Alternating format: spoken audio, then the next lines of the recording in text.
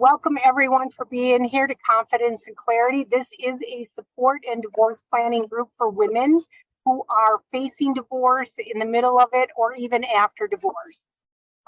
My name is Robin Depies. I am the CEO and owner of Confidence and Clarity. I am a divorce planner and coach and financial advisor. And I really believe that women getting together to help each other with our knowledge and our support, we can get through anything and everything, which we have, all of our lives.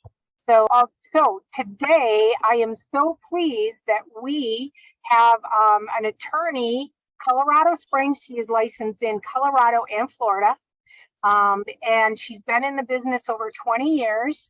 Her name is Lori Barkus of Barkus Law. And I have learned through all of these live streams and trainings that I do, it is better that they introduce themselves and our subject. So Lori, I'm going to hand it over to you. Thank you. Thank you so much, Robin. And it's a great pleasure to be here. I'm really excited about this talk. As Robin said, I'm Lori Barkus. I am the owner of Barkus Law Sustainable Family Solutions. We are a Florida and Colorado-based law firm whose focus is on helping women have a successful divorce. And you might be wondering what it means to have a successful divorce and why we say successful divorce. And I can't wait to tell you about that, because that's a big part about what I'm going to talk about. And what we're really going to go into here is one of the topics that's very near and dear to my heart. It's the biggest mistakes that divorcing women make. It's why I do what I do, because I have seen all of these things happen time and time again.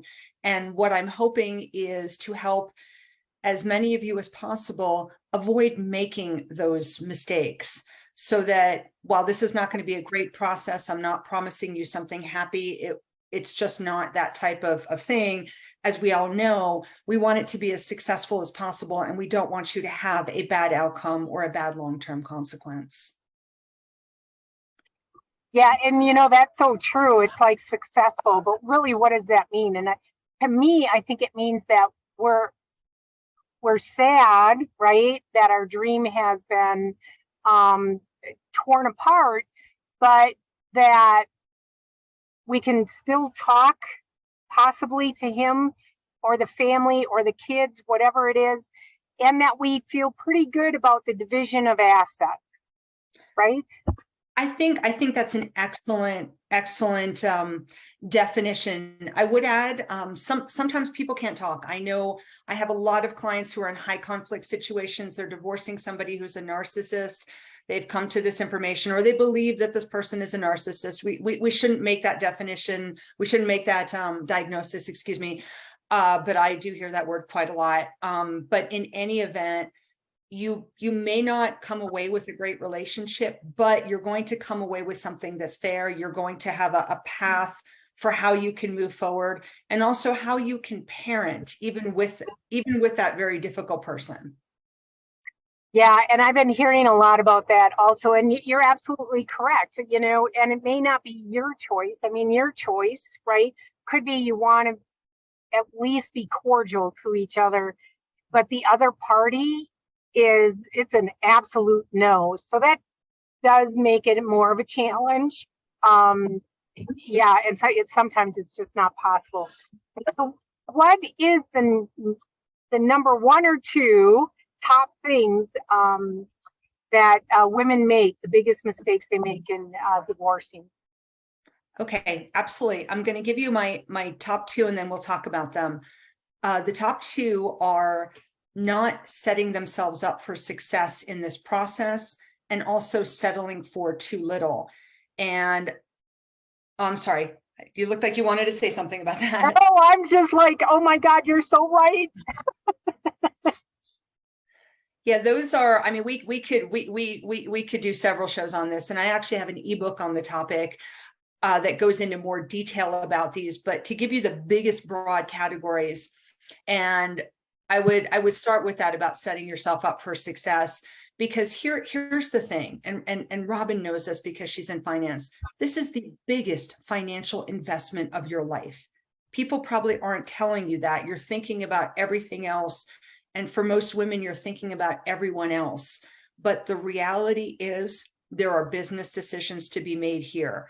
And what happens here will chart your course and either set you up for success, or if you don't do this right, it could put you in a rather bad situation.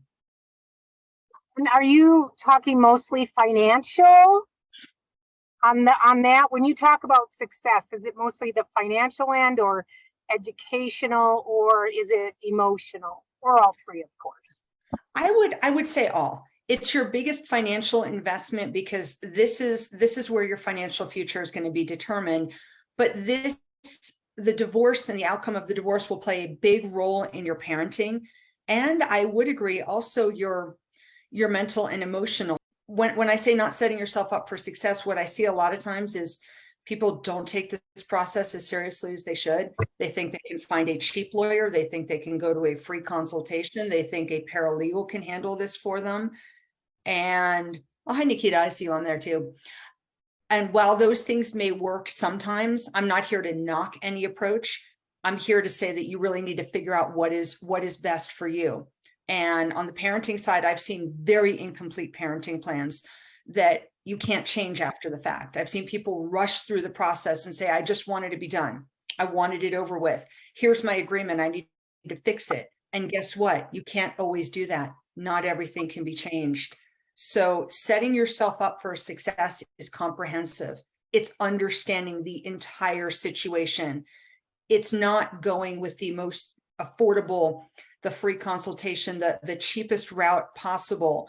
I know everybody's scared about finances in this day and age, and also you're going through something that could be expensive, but you don't take the shortcut at the first step. It is the most crucial step, is having that first initial meeting, fully understanding your situation by somebody who can look at it from all angles, not just somebody who's going to fill out forms because you think this is going to be really easy, or just jumping in mediation without looking at, can I really mediate this case? Well, I think this person is a narcissist, but hey, I really want to mediate because I'm scared of them. Well, is that really going to work? Or going the aggressive attorney route, which I could have a whole podcast on, but I'll turn over to you, Robin. Wow, we may have to do a whole series, right? I mean, oh my God. So let me ask you, because I hear it, I'm sure you have too, that couples come to you and they're saying, oh, but we agree, but we're not going to put it in paper that he gets or the spouse, one spouse gets it 50% of the time, the other one 50% of the time, and we'll figure out all the finances. Who's going to pay for school? Who's going to pay for college? What about life insurance? And what if one of them move out of state? They're going to figure all of that and talk that out themselves later. Yes, I hear that one. It's, first of all, you really can't do that. You need to have more of a complete parenting plan. And on the mediation side of my practice, what I tell people is, I understand that you're getting along. You want to get along. You want to chart a path so you can get along. I want to help you with that. But to make sure that you do, we need to talk through those what ifs, especially right now. Now everybody is solid and committed to this. We don't have other partners in the equation, which if you're getting divorced, you may think, oh, that'll never happen. It does. Things change, life changes. Let's chart a course. Let's set out the plan for, this is what we'll do if we can't figure it out. Now, nobody's going to come knock on your door and say, hey, are you following that parenting plan? You have the right to do whatever the two of you can do. And I always encourage people to do that, but you absolutely need it in writing, because if it's not in writing, you have nothing to go back to. And you're again, you could end up in a situation where you made this too simple at the beginning and it becomes 10 times more complicated later on. And the expenses you think that you're going to save, you're going to spend way more. I see a question which I'd love to answer. Go right ahead. Let me pull that back up. It had to do with the details of a parent. What details can you go on the parenting time? Nikita, anybody else who's listening, you can put as much detail as you want. I mean, I've seen very detailed parenting plans for really young children, sometimes children with special needs, sometimes parents with different schedules, military especially. How is this going to work? Parents living in different places and commuting. You can get as detailed as you want. You definitely want to have a, what I would call it, your default schedule. For those of you who are amicable, this is what's going to happen if we can't work it out. Yeah, maybe, for instance, maybe we'll celebrate the children's birthdays together. That would be wonderful. It would be great for your child to see their two parents together. That may be impossible. So you need something that says, okay, if we can't get along, this is how we're going to do it. We're going to split the day. We're going to alternate the days. You need to go into that. You do want to think about those extracurricular activities that are not part of child support, because this may resonate with a lot of people. You think you've got the agreement, you've got the child support, then you contact the other parent, you say, hey, there's a field trip. And the parent says, well, I pay child support, so I don't have to contribute to that. I don't have to pay for those school expenses. Oh, the traveling softball, I don't have to pay for that. My child support covers it, which we all know is not quite how it works. But again, those are things to think about. And you also may want to think long-term. Child support will end in Florida. It's 18. Colorado, it's after the age of 19, but neither one covers college, secondary expenses. A lot of kids are not moving out right after high school. You might want to think about that. And then what about medical? What about dental? What about vision? What about hearing? What about, all of those, and then their, yearly physicals, sports equipment. Gosh, I'm just throwing, and it's like, oh my God, all of these, what about clothes? Yeah. Right. I have mediated agreements where we actually went into that detail, and it was a good thing, because then it wasn't going to come up later. Because as much as you think you're getting along, and I hope you do, and I hope you continue to, chances are there's things you disagree with, because that's probably what brought you to the divorce. And a lot of times it's money. And I mean, I've actually seen the issue of mediation where one parent wanted the children to wear designer clothes and the other parent thought that Target was just fine. And I'm not taking a position on either, but if you think you're going to figure that out later and split that bill, that's a discussion you want to have earlier on in a mediation or a negotiation, and to get that. And another one, like you mentioned, is birth, right? And then the holidays. It's like, are you? This year you'll get them at Thanksgiving. Next year I get them Thanksgiving. Christmas. One year one parent. Yeah. How do they have to figure that out and talk that out? You absolutely do, and you need to think about, where do you spend the holidays? I mean, it's great to share Christmas, but if one of you has family back east or somewhere else that you want to travel to, you may need to alternate the holidays, because if you don't have it in writing, it may not happen, and there will be nothing to enforce. You can't go back to a judge later and say, you know what, it really isn't fair. The grandparents want to spend Christmas. The judge can only enforce what you have. Yeah, and and then I just thought of another client that I have. So the ex had the children, and there was just an understanding that when they're by the other parent, right, the one could call the kids at a certain time of night for 15, 20 minutes, half an hour, whatever it is. But it wasn't written down, and the one parent was denying the phone calls. So that may be something else that could be put in there, couldn't it?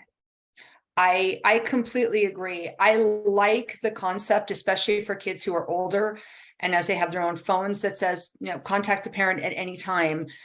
But there should also be a default time, because I've been in court hearings over that very issue. And you're absolutely right. And basically had to go back or had to argue that to a judge because it wasn't in there. It wasn't a set time. And if it wasn't at a set time, it wasn't happening. I mean, having one set time to talk to your kids, it is rigid. I would agree. It's rigid. It's going to be very difficult to do, but the hope is that both sides work together. But again, if you're with that person who is just not going to do anything that's not in the agreement, and I've got a couple situations like that, you need to have it. Otherwise those calls or those FaceTimes aren't going to happen, and they're super important. Yeah. So we're going to switch gears a little bit. And let's go into also setting yourself up for success in the divorce, right? And not selling yourself short. Okay. Right. And maybe it's like the splitting the assets, and maybe they own a home or two homes. And yeah, I mean, and it's out there. Some spouses are scared of their soon to be ex. So what are some things that we can negate the bad situation? And how can you help, or how can I help? Or they can work on themselves, right? All of the above. And that is exactly what we try to do. That's why we set things up with such a very detailed initial strategy session or consultation. And we really get to know our clients, not just the statistics of how many houses and what's your income and how many children. What are your concerns? What are your fears here? What's going to be a challenge? What's a roadblock for you? What's going to be a roadblock for the other person? Because our goal, when we say set you up for success, is to create a plan for you. So that way our clients, after they consult with us, walk away with a strategy, knowing what to do, knowing what steps to take. And when it comes to settling for too little, or there's a flip side of that, getting too aggressive about it, on the too little side, there are a lot of people they're very intimidated by that spouse, who they believe is narcissistic, argumentative, angry. A lot of times it's saying, oh, we'll just go to mediation and we'll work it out, and really means I will tell you exactly what you will get and you will just accept it. And I see that situation a lot. It's a terrible situation, because it's what that person has done 90+% of the time is they've gone out, they know what they're supposed to do, and they've decided, okay, well, I'm going to give you this and I'm going to force this on you. I'm going to talk about mediation, but I'm really doing that because I know that if you hire a lawyer, you'll get more. And what I'm able to do in my consultations is really look at that and understand, okay, well, these are the assets. Let's get this on the table. And a lot of times, Robin, I work with people such as yourselves where there are questions to say, okay, let me fully get a financial picture here. Do we really know what is the retirement income? This pension that he's saying, don't touch this. How much money is that going to generate? We need to know, because a lot of times people get talked into things without understanding it. So you really do need to work with financial professionals, and you need your support team. And I'm not talking just your friends and family. They're important, but you need a divorce coach. You need a therapist. You need somebody that you're going to go to, because we know this is going to be triggering. We know that this may be the first time that you push back and say, no, I'm not doing exactly as you say. And that is going to feel very, very scary. You're going to get backlash. You're going to get a barrage of messages. You're going to get angry messages. You're going to get threats. And you need to have the support to stand up to that. And at the end of the day, this isn't about taking everything and bankrupting anybody. Nobody's talking about that. Again, this is about fairness. This is making sure you get a fair deal that meets your needs. And at the end of the day, it may not be a perfect 50-50 split. There are different reasons for that. And sometimes with a very difficult person, maybe you do say, okay, I'm going to let that person feel like they won. But you can't do it to the extent where you don't have a financial future. And I've seen that, and it's tragic. Out of the fear of this person being angry with you, you're gonna sacrifice the fact that you will be in your later retirement years, and you will not have the ability to meet your own needs because of the fear of your spouse. Yes, and I've heard many stories about that, because the one spouse, normally the wife will say, no, I'm just going to give away the house. I'm just going to not touch his retirement. I'm just not going to touch whatever. And you may or may not have, they may or may not have been a stay-at-home mom, right? Mhm. You know, it was agreed upon at that time when the kids were small, most of the time, that she would stay home or one of them would stay home with the kids. Mhm. Well, is it really fair then if one of them wants to split later on? I mean, it was a team. All of those years, it's a team. Well, the team broke up. And is it really fair to leave one out on, living under a bridge versus, having a comfortable retirement? And I know there's so much fear and emotions in there, but it's like, this is a business deal. This is something that we also need to remind everyone. This is a business deal. The emotional and stuff is outside of the courtroom, outside of, you know, try, right? Outside of consultations and things like that. That's where you try and get the emotional and um, under control. That's the way I kind of look at it. I absolutely agree. It's that's why that's a great question. I will get to that. That's why, again, that's why you need that team approach. You need to fully understand it, because otherwise you're going to get barraged by those emotions. The other person, and we'll assume it's a husband for purpose of the discussion. Husband is saying, you're going to bankrupt me. I'm going to live under a bridge. I'm not going to be able to live. That was my pension. I'm the one who served. I'm the one who was police or fire.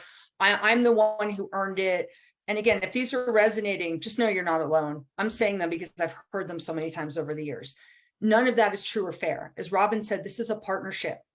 And I understand that there's an emotional attachment to retirement, especially pensions, especially for military and law enforcement. And I fully understand that. And I'm not here to disparage that. But as the spouse of that person, you cannot waive that, because that is also your retirement. You can't make that back up. I've had people say that to me. It's like, well, I'm just not going to worry about it because he's so angry about it, and I'll figure it out later.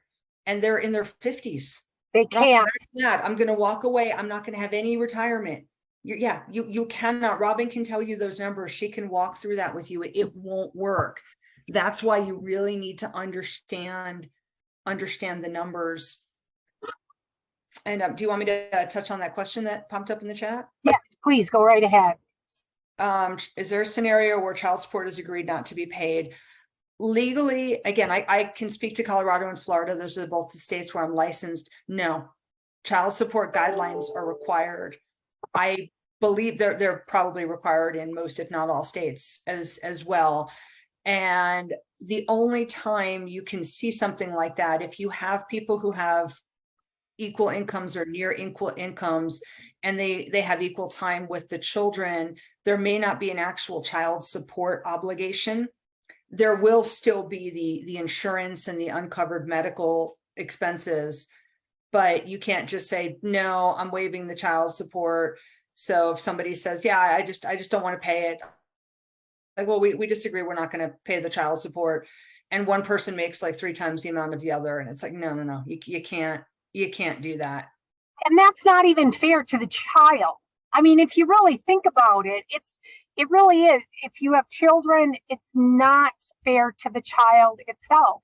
Whichever parent they wind up with, 50-50, full custody, whatever it is, it's not fair to them.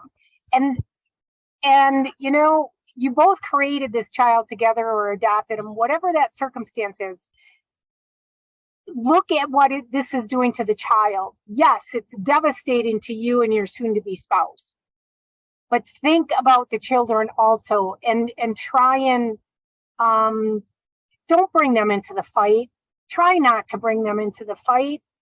It's just heartbreaking, some of the things that I've seen that Lori absolutely has seen, right? Yeah, that one's a whole another podcast, and I absolutely agree with you. It's and don't say, well, I'm only doing it because of the other side. You really, and this is one that you need a lot of emotional and mental health support around, but keep your kids out of it. in every way you can. And if the other parent isn't, then find a really good child therapist, find a parent coordinator, talk to somebody about what you can do, because one of the biggest concerns is the damage to a child. And I can tell you that there's a lot of studies on this. It's not so much the divorce. Children are resilient. It's the conflict. If they feel the conflict, if they feel they're having to take sides or report on a parent, or they have to be sad that they're leaving you, even though they're happy to see the other parent, they pick up on these things. And, you know, holidays being a battle and things like that, just really the biggest regret you could possibly have is putting your children in the middle. And if you think you're going to feel better by saying, well, it was the other parent who did it, the damage will still be done. You still need to do everything you can to mitigate that. Yeah, I mean, it's, you know, it's heartbreaking to have the children see the parents fighting or talking bad about the other one, or, you know, lying, or, you know, whatever that situation is. It's just not good for the child, and it will come back to bite you. You know, I probably I've seen it more than once. Lori, what are some of the things on your first consultation, or maybe it's the second one? What are some of the things that women should do to prepare as they're facing divorce, as they're figuring out, should they go to mediation? Should they do the divorce themselves? Should they find a lawyer? What are the documents? What are some of the things to prepare? Okay, absolutely. You should have as much financial information as possible. You should have tax returns, ideally 3 years worth of tax returns, bank statements. Know that you have all bank statements, retirement accounts, credit cards. Gather as much financial information as you possibly can.